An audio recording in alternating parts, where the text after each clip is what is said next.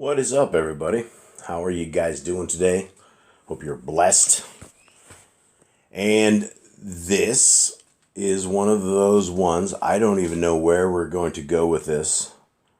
I'm just going to kind of let it run and see what will come out of it, and hope that you guys are able to find something out of it. As always, first and foremost, this is the Yahoo and the Torah channel. This channel is all about the Torah, the laws, statutes, and commands of our Creator, which are good today, tomorrow, yesterday, for all time, until the heaven and earth pass away. And I believe that we have been deceived as a people throughout our times in religion. I believe that people have forsaken the laws, statutes, and commands because the people in charge have told us that they're on the cross and they don't apply to us anymore, and they apply to a special little group of people, which are God's chosen people, which I guess we didn't think that we should be part of. And I believe that we should be completely part of it, and the law, statutes, and commands apply to us today, tomorrow, and for all generations, and they are good. They are a blessing. They are a hope. It's a breath of fresh air, and they always will be. And it doesn't matter what happens to me in my life, they will always be first and foremost. And the stories and the information that I'm about to share with you guys, like I said, I don't know where it's going to start, but maybe I can give you guys a little bit of backstory with the Boss Clan. Now, we are a small little family down in South America. We're 5 people. We have 5 people. We have 10 pit bulls, and we have a lot of crazy stuff that happens. We're in the middle of a jungle, far away from people, far away from anything. We're completely off grid.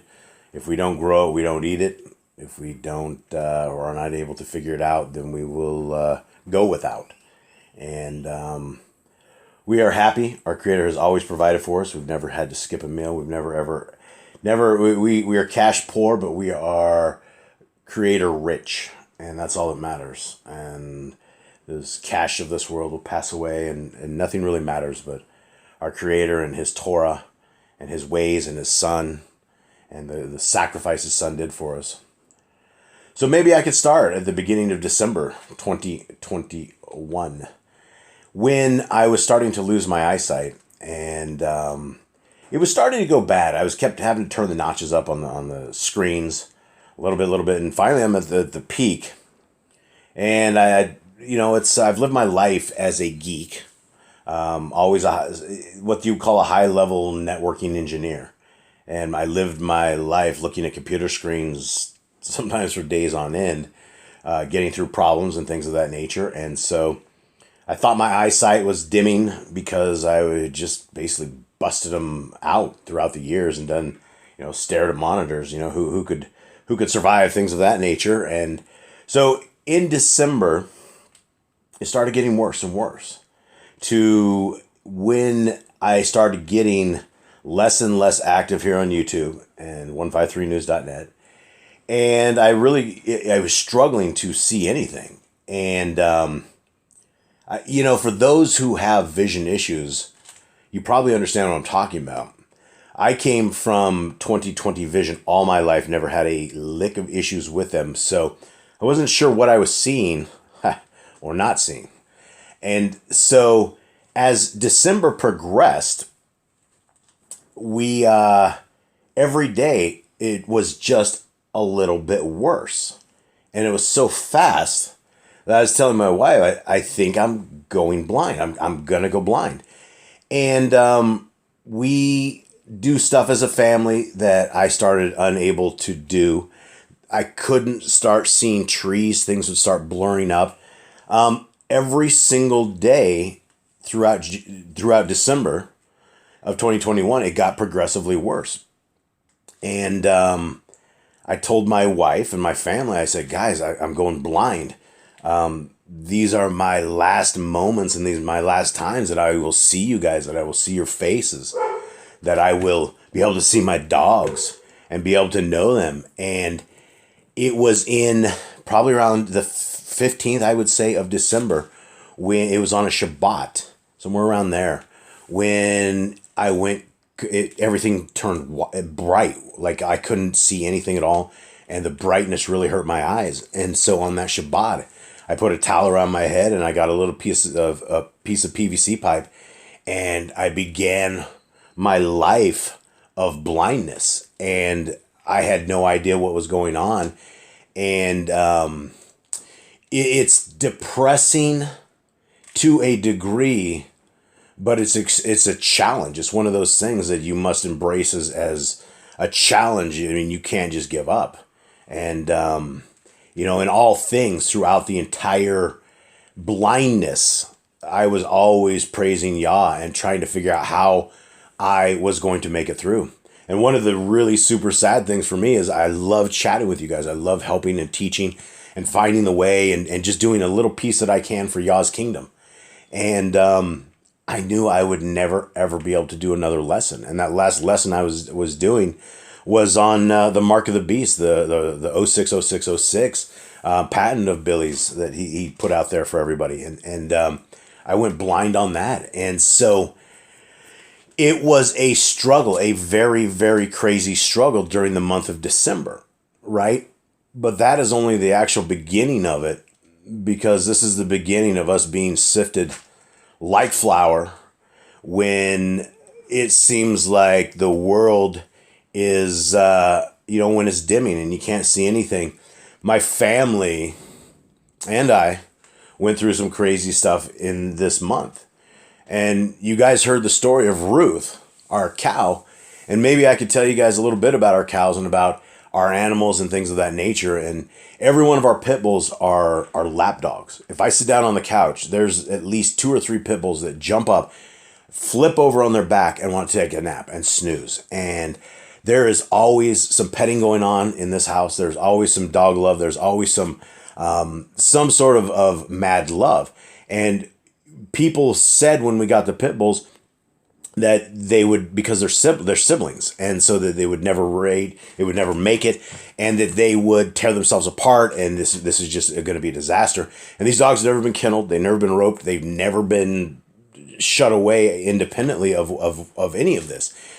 And so there are times when the dogs do end up fighting, and it is a violent thing.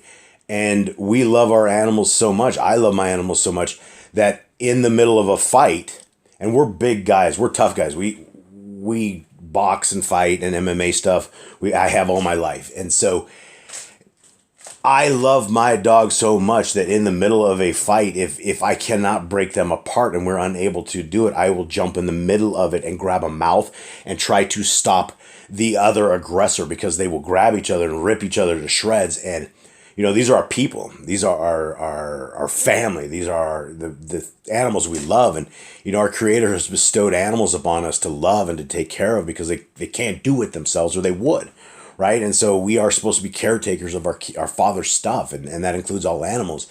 And that is a huge, huge thing. And so we love all of our animals, including our cows, tremendously. They all are, every cow that we have comes to us, as my kids say, they all give hugs and kisses. They like to be kissed on the nose.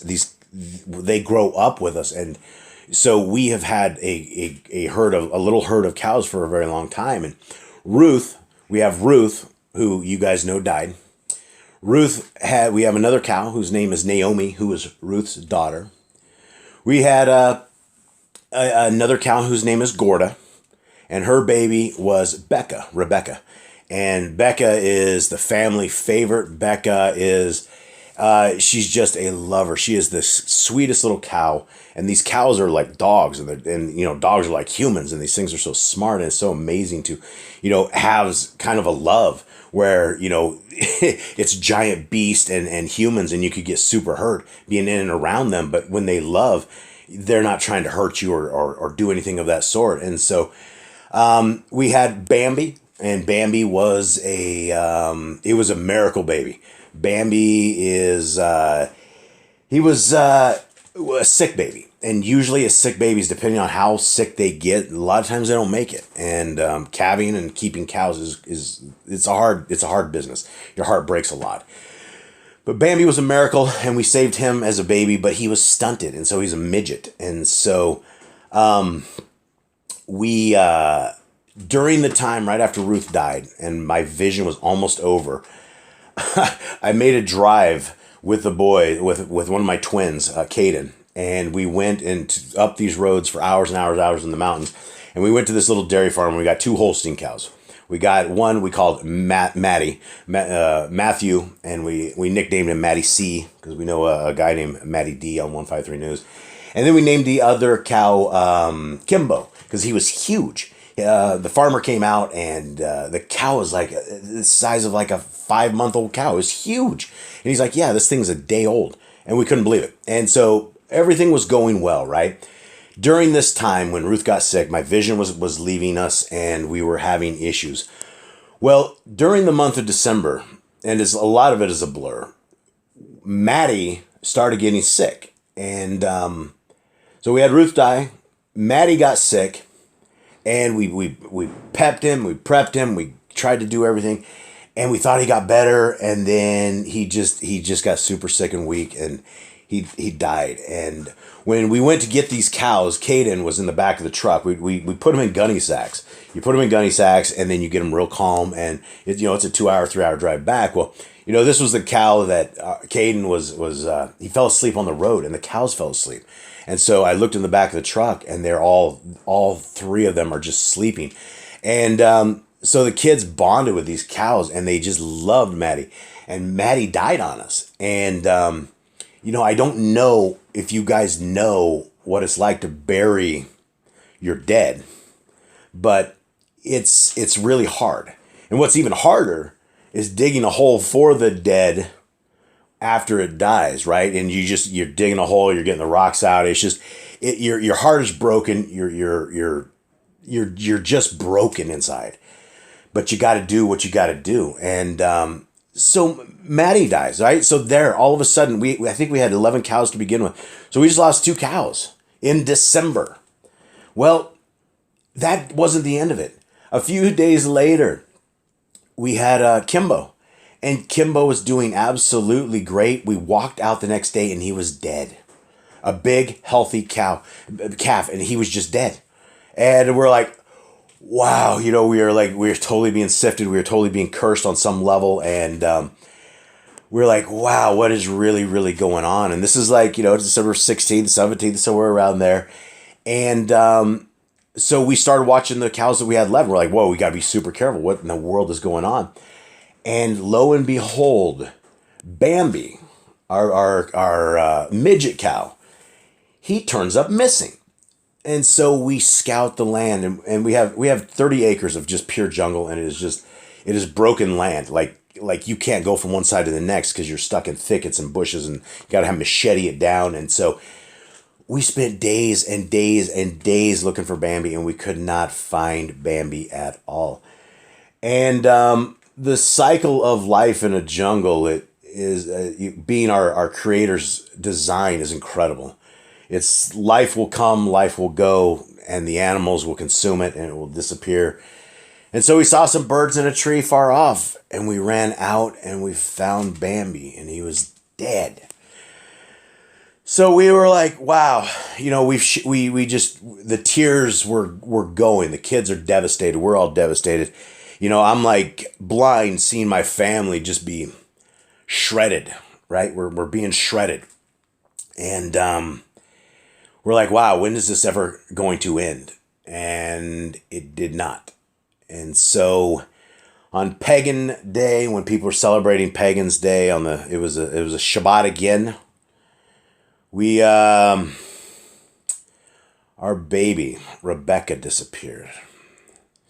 And so the day after Shabbat, and might have been even that evening, we began the search of this 30 acres of land. We combed it. Every single one of us walked, and we walked, and we walked. And our baby, she was only, like 6 months old, but she's a doll. We walked this land, we walked the land, and we never could find her. And so we are under the assumption that she was stolen from beneath our eyes somehow as we were keeping the Shabbat. And, you could imagine, Becca was literally, we had her since she was a baby from her mom, Gorda. And She was just loved. She was such a sweet, sweet cow. And, I thought back to, the people that have kids kidnapped and they don't know where they go, and forever they sit there and wonder. And my wife has dreams about the cows, Ruth, Rebecca, and just that Rebecca came home, but she never came home. She never wandered far anyway. She was always with her mom. And so, we felt and we feel defeated. We feel destroyed. We feel probably as anyone does, right? And one of the things about our cows is that we use them for fertilizer. It's the only fertilizer we have. We don't have the ability to go out and buy commercial fertilizer. And I've developed a wonderful fertilizer blend of human urine and cow manure and ash and banana peels and things of that nature. And it makes anything grow super green, super big. And, that's one of the things we lost. With Ruth, we lost our milk. We lost our cheese. We have no ability for that anymore. And, literally, if we don't grow it, we don't have it. It's not there. So, Hasatan took out our females, took out the ability for us to generate more females. It felt like a curse. It felt like devastation. And, we wiped our tears, and we're working through it, right? We're into the new year, the Babylonian New Year. And the one thing that I when in the middle of our devastation, I took the boys aside. I took everyone aside, and I said, listen, I said, as much as we teach on the Torah, as much as we are doing with the Torah, I said, I would fully expect that Hasatan is going to basically wipe out our entire herd. I said, we have to be prepared for whatever happens, however that happens. We don't want that to happen, and we have to keep our eyes on him and do a better job of keeping our eyes on him. But that is what it means to be on the side of Yahuwah, right? This is Satan's world. He's a snake. He's able to bite our cows out in the middle of nowhere, where they've never had issues like. I've never had cows drop like this. We almost lost half of our herd. In fact, we did lose half of our herd on this spell. And literally, it's probably a spell from Hasatan. And so I looked at the boys and I told everybody, I said, listen, I said, Hasatan is having his way. And I said, you can expect that he can do all of this and probably injure us and do a lot more. But I said, you want to know how we can get a few licks back? How we can put the boots to this man of sin, to this evilness? I said, boys, you just got to get back in there, start reading your Bibles and start running some Torah lessons. I said, these are our brothers and sisters. They come from all over the place.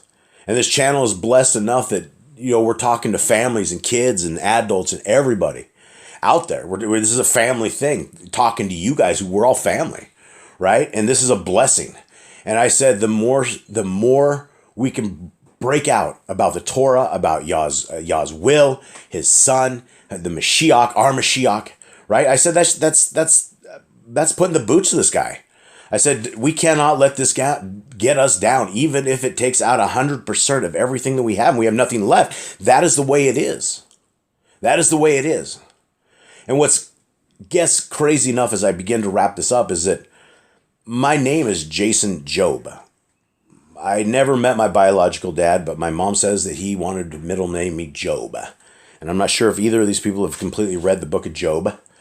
But I guess naming your child Job, you would expect things like this in your life. And, I don't think that I have the patience of Job. In fact, I know that I don't. I don't have the patience of Abraham. I don't have the goodness of a lot of these guys that we have in our past that we have to look up to. But you know what? I continually try to seek. I try to humble my heart. I try to come down to where I am at a child's level, right? Remember, the kingdom of Yah is about children. It's about having the mindset of a child, being that humble, being that meek, right? And there is a kingdom to come. This world is passing away right before our eyes. The kingdom to come is coming soon. And all of this, all of our misery, all of the evil, everything that is bestowed upon us will be gone, right? We can't expect everything to go right all the time. We have to understand that even our Messiah heard from Hasatan that he was trying to have Peter sifted. Remember when Messiah says, hey, I'm praying for you. Hasatan has your number, right? And he wants to sift you like flour. So guys, I don't know if we're done with testing. I don't know if we're done with losing cows, but I know there's a lot of you out there that hear what I'm saying, and I hope that you can appreciate that I'm keeping it real, that I'm telling you guys exactly how it went down and the struggles that we have on this little house out in the middle of nowhere where we don't have medical treatment. I couldn't have gone to a doctor if I wanted to. If you do not take their medicine, they will not allow you to go in and have anything fixed. So the good news is my eyes are doing really well. And that's a story for another time. But a lot of you guys prayed for me, and I believe that helped out a lot. I know that Torah keepers' prayers are heard. So guys, I hope you have a wonderful day. I hope this touched your heart in some way. I hope that you guys will read your Bibles. I hope you guys will look to Yah for everything. Test everything that I say. Look to the Bible. Look to Yah. He is our way out of this, and He will give us an exodus. Guys, we are all trapped. We're all in a bad spot, and it's only going to get worse. Hasatan is having his hour, but Yah will not let us down. Much love to everybody. I'm out.